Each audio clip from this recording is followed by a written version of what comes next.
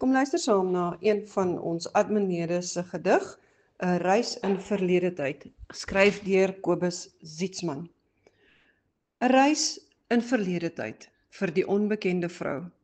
Kosmosblomme weef purper tapuite langs die pad.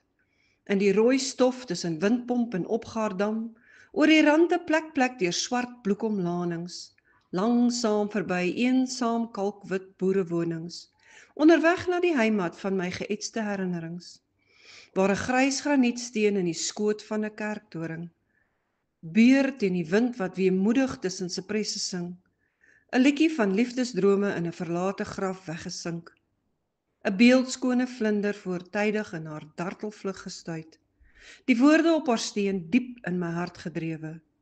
Hier rus 'n prinses, slegs 'n vlietende oomblik in tyd, tot hy op die wolke kom om haar ewig te verhewe, ons liefde in sprankelende rangskikking opnuut te verseël, en sy rykdom en heerlikheid uitspattig met ons te deel.